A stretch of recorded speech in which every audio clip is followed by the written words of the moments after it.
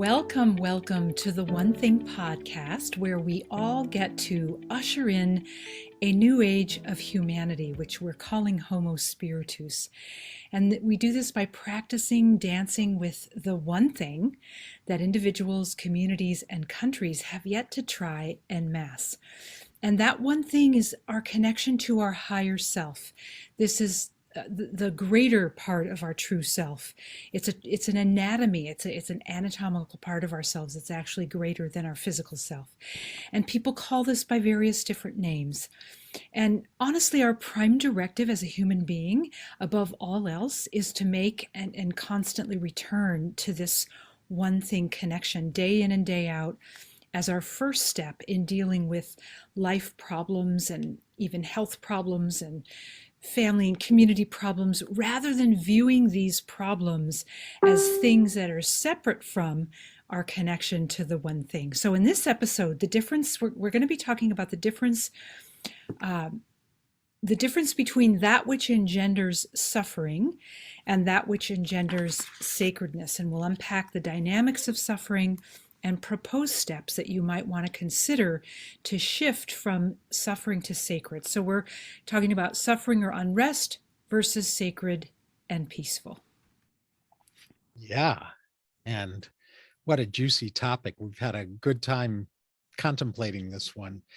And so where we're going to start with is a couple of framing concepts, and then we'll go into the content. Excuse me. So people have for millennia believed that suffering is noble and virtuous. There's a long history of that in both certain Western traditions and certain Eastern traditions, that somehow suffering is the necessary thing for our souls to grow. And while that may have been needed in prior episodes of humanity's development, which, that too may be open to debate. But if we even grant that it was needed in prior stages of humanity's development, Lori and I are quite convinced that it's no longer true, if it ever was true. That, it was arguably the notion of suffering in order to develop spiritually is arguably a made-up belief that humanity ran with and made lots of suffering as a result. And so regardless of whether you believe that suffering was a part of our necessary development in humanity in the past, we're at the very least proposing that it is optional now, not mandatory.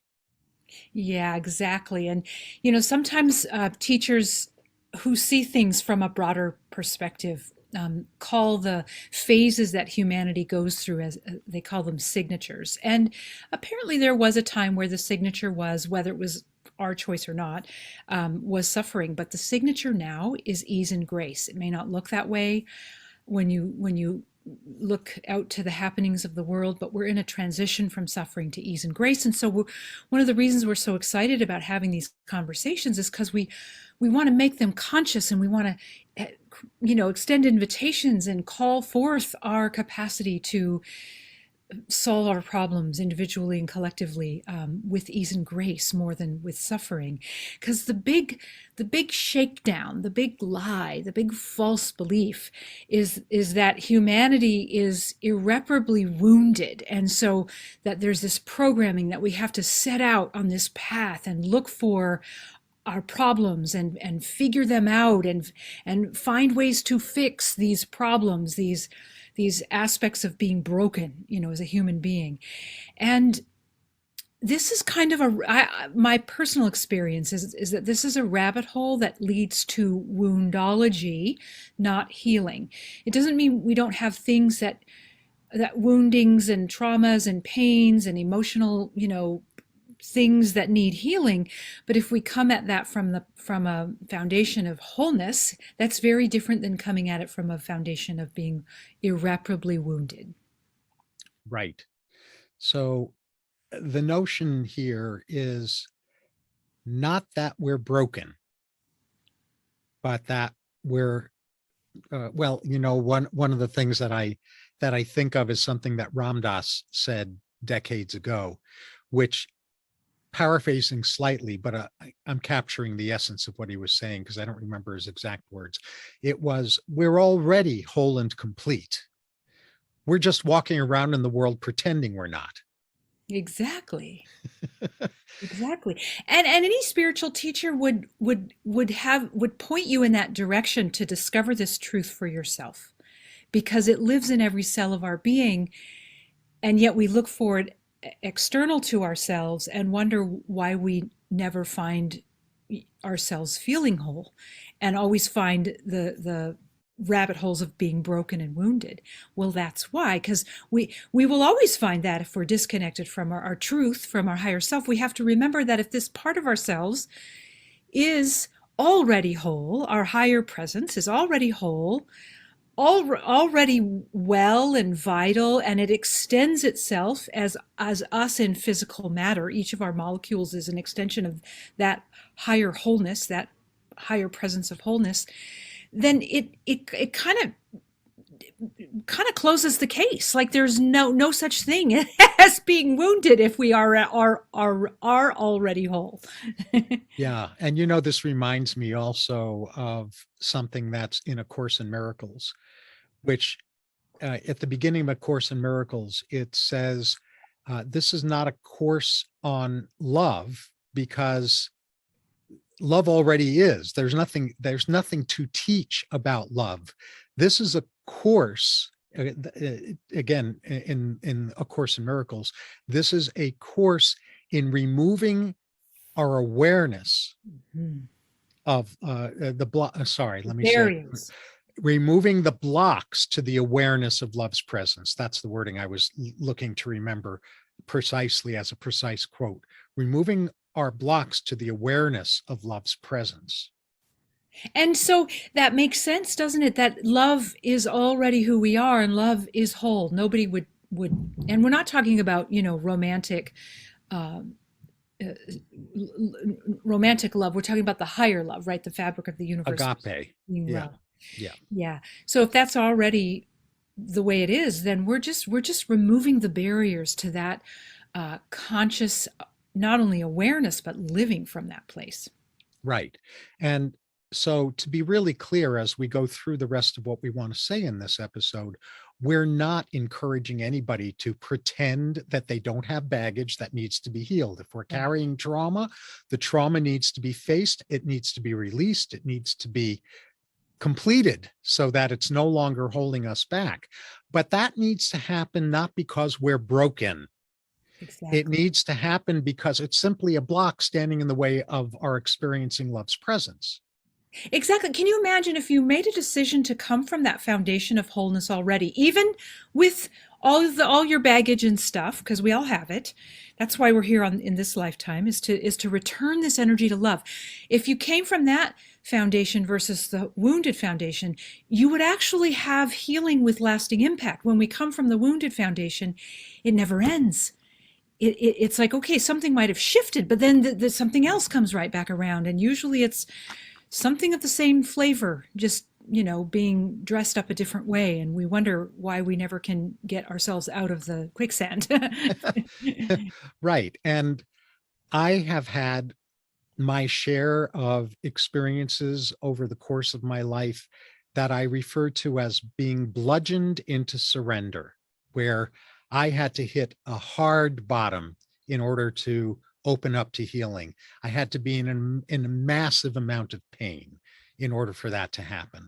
And a commitment that I made to myself back in 2002 was that I was never again, to the best of my ability, going to allow myself to ignore milder wake-up calls so that the universe needed to send me such intense wake-up calls around things that I needed to address in my soul's growth, that I needed to be bludgeoned into surrender. I really did my level best to resign from being bludgeoned anymore and to Exactly, and that's instead be a happy learner. That's a perfect example of choosing sacred over suffering. Like bludgeoning is suffering, and we've all been there. God knows I have too. And it just tends to feel a little bit better and work more effectively if we make this decision to walk the path of this being a sacred transformational journey rather than a one of suffering. Agreed. So why don't you move us into the heart of our content today? Oh, you mean the addiction piece? Yeah. Yeah. So if you think about anything in your life that you do a lot and it isn't serving, it's a reasonable thing to call it something that one might be addicted to. Now, of course, we know major addictions like alcoholism and drugs and um, even being addicted to relationships that aren't good for us, that kind of thing. But there's a spectrum of addiction, and honestly, anything we do over and over and over and over can be classified as an addiction. And so we're offering a consideration for you that most of us have been addicted to suffering. And it involves chemicals of cascades of chemicals in our nervous system that participate in that addiction.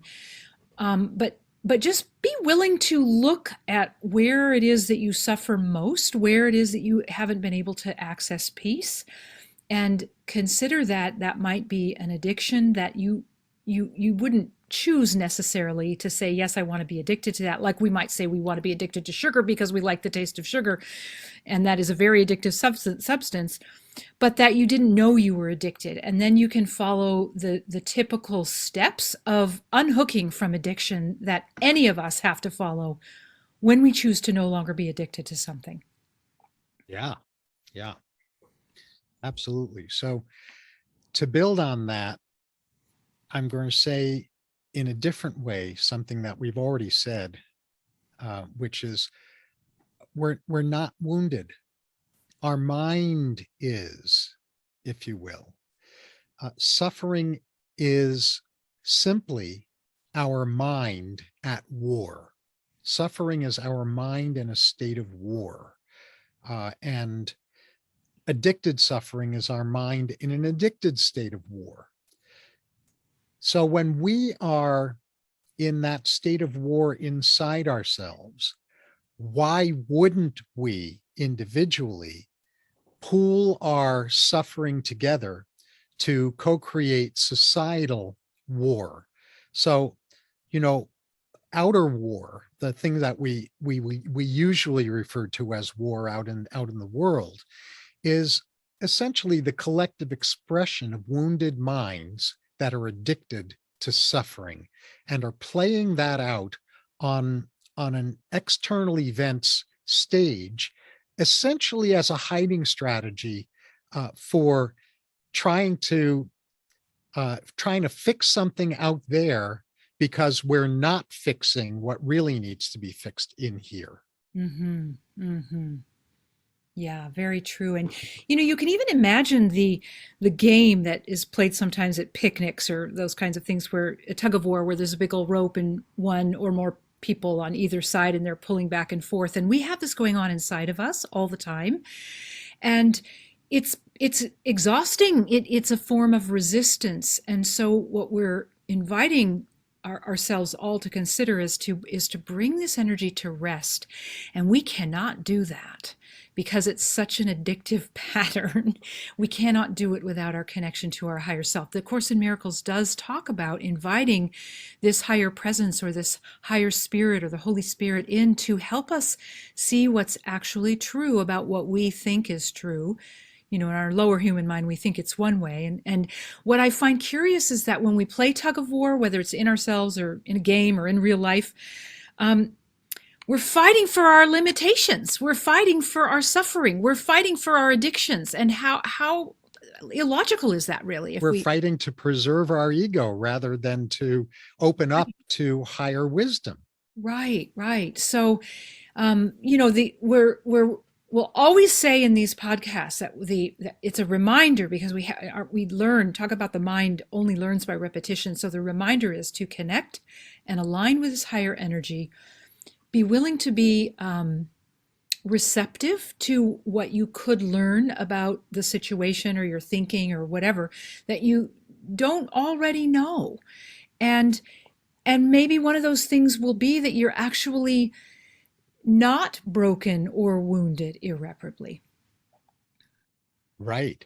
And if that's really hard for you to fully take on board as you're hearing Lori say that, then my proposal to you is that you do a an exercise in the smallest amount of activating willingness instead of just opening up all the Right. way to this if it feels like too much to open up to. And what I refer to that as in my wording, it's the willingness to consider the possibility that maybe I'm wrong, that Right. life is war, that life is suffering. Right. And just that small cracking open of the door is enough to get the momentum moving if taking on what we're talking about right now wholeheartedly feels too big to do initially. Yes, good point. Good point. And that's true. I do a similar thing, and it matters because the mind will shut us down. Our mind will shut us down if we try to take on more than we believe is really, you know, true. If we don't have enough evidence yet for all that truth, then the mind will shut down. But little by little, it will allow. And I sometimes say to my mind, I know you don't believe this, but let's just experiment. Let's just explore this for just, a few days or a week or a month or whatever the thing is, however small or medium or big it is. And then in that exploration with your connection, then you'll gather the evidence you need to let your mind come along for the ride too.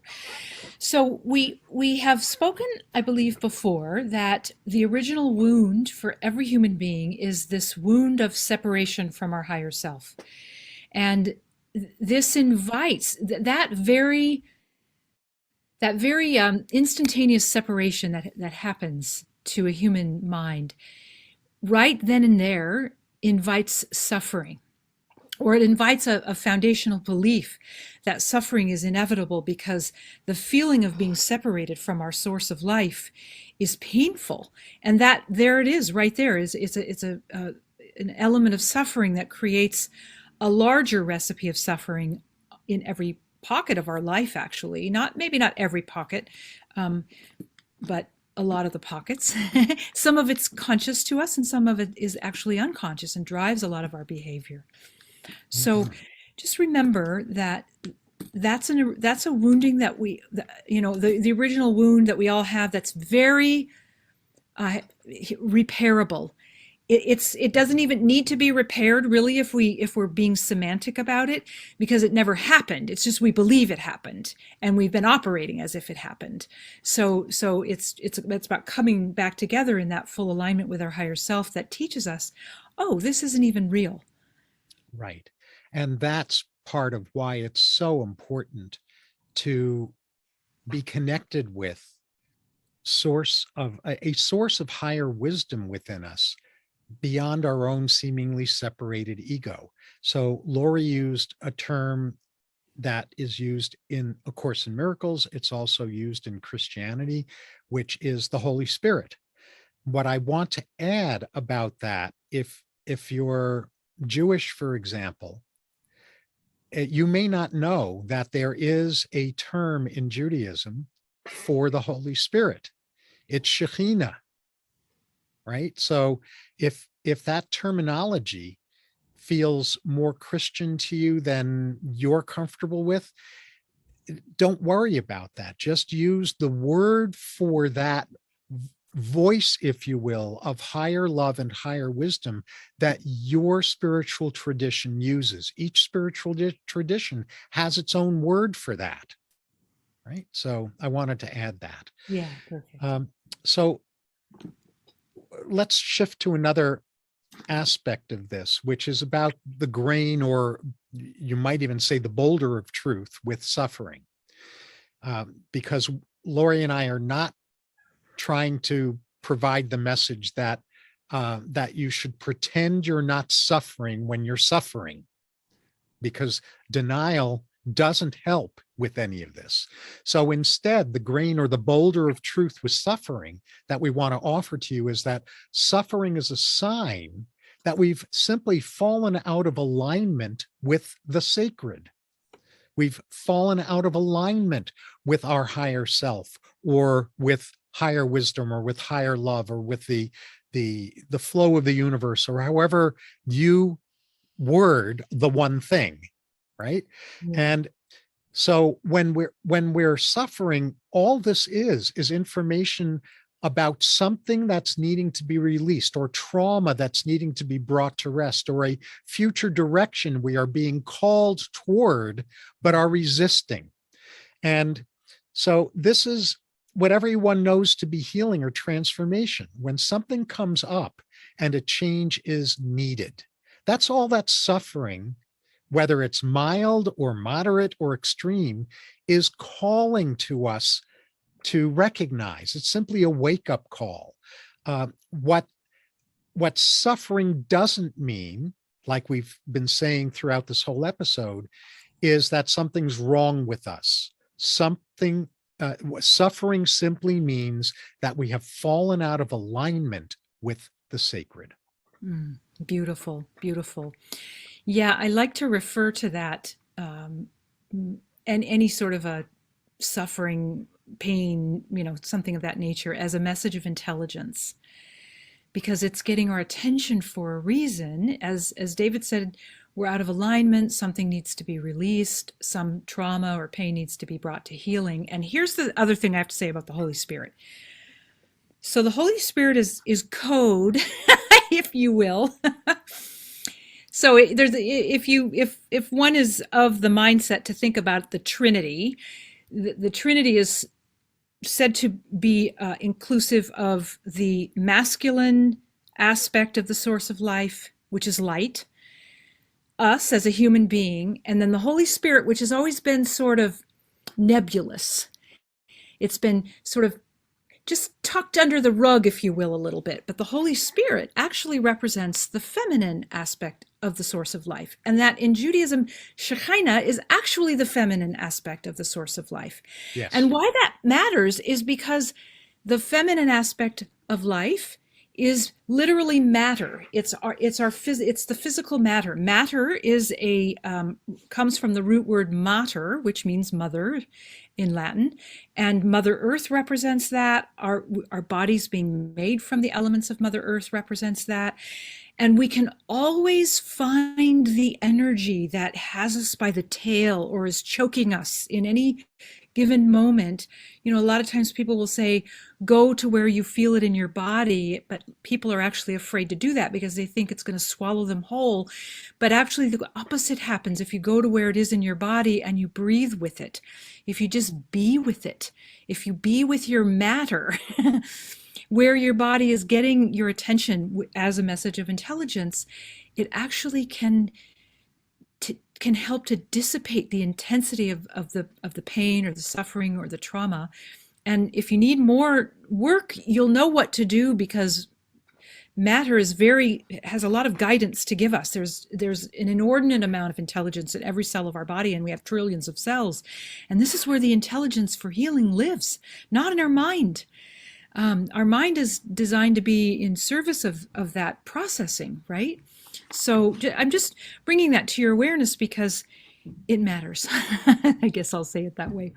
And it's all in service of the evolution of our soul, which is a sacred path. And the evolution of each one of our souls means that love gets to expand in the multiverse. That's the whole point. Even though we look out and don't see a lot of that love necessarily right now, sort of peering back at us like we see other things. But that's our job at this point on Earth, is to be one who recognizes that we're expanding love and to participate in that. Right. And so in the evolution of our souls, if we encounter challenges to that, and then on top of encountering challenges to the evolution of our soul, we tell ourselves the story that something is wrong with us because we've encountered challenges, that is ego rewriting the story of the evolution of soul. It's We encounter, suffering. yes, that's in support of suffering. Where if we're evolving our souls, then challenges, even when they don't feel great in a given moment, are gifts waiting to be experienced as gifts, gifts that aren't being experienced as gifts in this moment. And it's perfectly fine to acknowledge, this doesn't feel good right now, without going down the rabbit hole of saying, well, now I'm going to be stuck forever, or this is my lot in life, is to suffer. That's a rabbit hole. That's not helpful. If I don't like how I feel right now, then of course I want to acknowledge that. Otherwise, I won't find the motivation to do something about the fact that I don't like how I'm feeling. And the thing to do is to reconnect with higher wisdom, reconnect with the one thing, because that is the pathway from suffering into soul growth. And it changes the pathway, that literally the brain track, the neural pathway that the habit of suffering has not only created. Some of us have quite deep grooves on that. And then the gathering of evidence that we constantly gather to prove ourselves right, that we're meant to suffer. It's a loop. Mhm. And we can break that, and connection to our higher presence is imperative in the breaking of that loop and creating a Yes. different neural pathway. Yeah. Absolutely. So, before we go to the takeaways, I think it would be Well, you great got to to do just the balance, the wolf. well, go. Based on what we've already said, I Okay. don't even care about the balance of the wolves and which wolves will you feed. But if you would like to get that in, then go ahead and say it. Well, I think everybody knows, the grandfather and the grandson, and how do you know which wolf to feed? And we each all have good wolves and bad wolves, and it depends on which one we feed. And in our parlance here, it's where we give our attention. It's the choice to connect or be disconnected. Those are the wolves in this analogy, if you will. Right. Yeah, And of course, all we're doing is advocating utilizing moments when it seems as though we're suffering as opportunities or wake up calls for us to reopen to the sacred. beautiful. Yeah.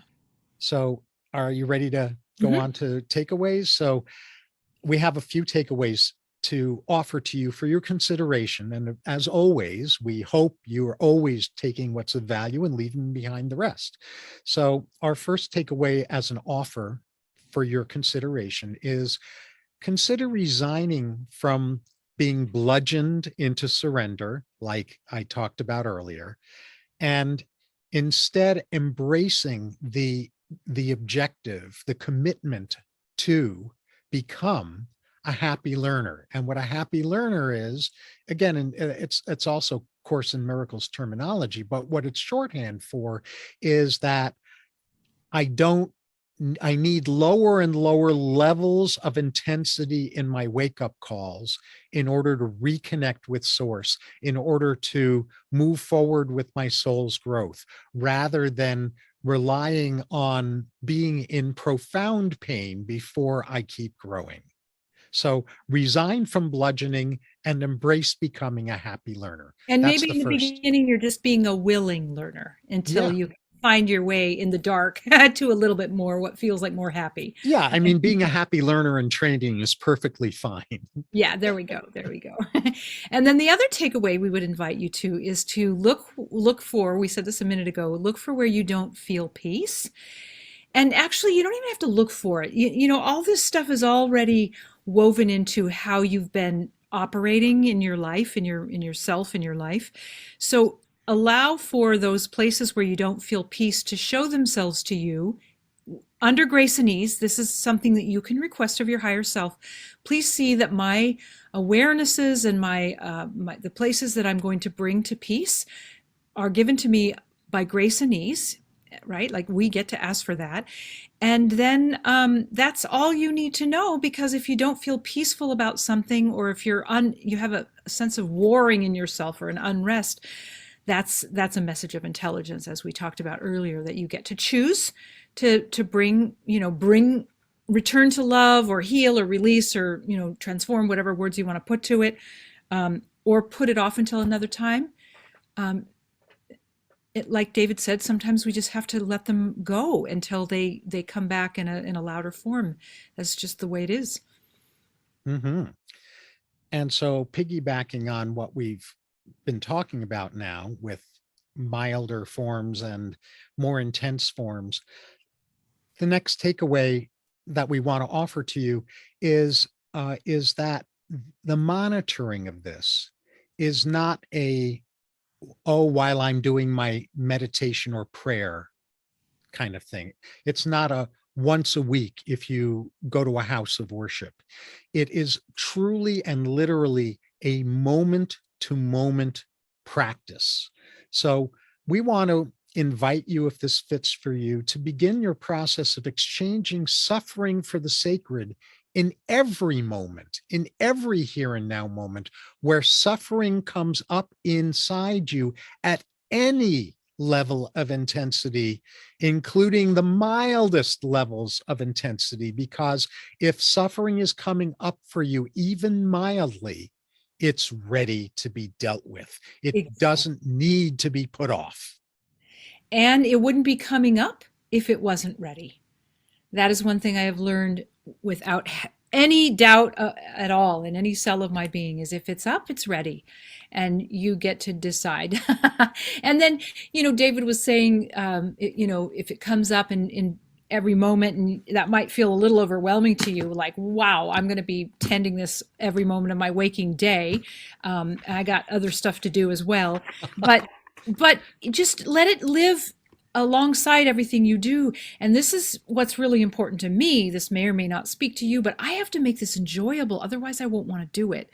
If it feels heavy and onerous, then I really, really will just shove it back under the carpet. So it's one of the reasons I love creativity. No matter what I'm doing, I engage in an intentional creativity element of what I'm doing because I know that creativity is one of the ways to move energy and to heal and release some of this stuff that we're talking about. So So we're inviting you to be vigilant in a lighthearted way. that's right. And weave in whatever's important to you that makes it feel lighthearted and fun and that kind of thing. And Yeah. also consider that in those moments, forgiveness is actually a bridge from the suffering to sacred. And start with your just self-forgiveness. Like I forgive myself for finding myself in this moment and wanting to resist it, whatever's true for you, right? I'm just making something up that, but forgiveness is a release of yourself from suffering is all it is. I mean, it isn't all it is. There's more to forgiveness, but in terms of, I think we're going to do our next thing on forgiveness. So we'll talk about that in a minute. But for now, consider that forgiveness is a bridge. And on one side of the bridge is your suffering self, and on the other side is your sacred self. And you're just going to walk yourself over this bridge of forgiveness. And you're going to be holding the hand of your higher presence. And you're going to learn what it means to forgive yourself and release yourself from pain. Hmm. Oh, and I already said that the connection to your just to be repetitive one last time, the connection to your higher self and your higher presence is the only teacher that really has it will teach you as an individual how to exchange this suffering for sacred. It's personal medicine for you, and it isn't my medicine's not going to work for you and David's medicine's not going to work for you. It's your medicine, and it resides in your heart, which is a sacred portal to this teacher that you have always at your side or in your heart or living around or above you or however you see that. And and you just have to call on it in order for this to actually be successful. Right. However you see it or feel it or hear it or whatever Exactly. senses you use to access that. Yes. And so Lori's right. She telegraphed what we're going to be doing in our next episode. Did you have any final things you wanted to add No, before I go into this? So no, go for it. in our next episode, we're going to be covering facets of forgiveness as we understand forgiveness versus forgiveness myths and fake forgiveness, um, forgiveness as the misuse of forgiveness as a form of spiritual sidestepping and things along those lines. So it's going to be a really juicy episode where we kind of separate the wheat from the chaff and the gold from the lead in terms of forgiveness. And making forgiveness more accessible. Yes, Yes, more accessible, more practical, more um, usable. Yeah, Yeah, in the moment. in the moment. Okay. So until next time, remember to dance with your better half, the one thing, so you can keep living more and more fully as Homo Spiritus.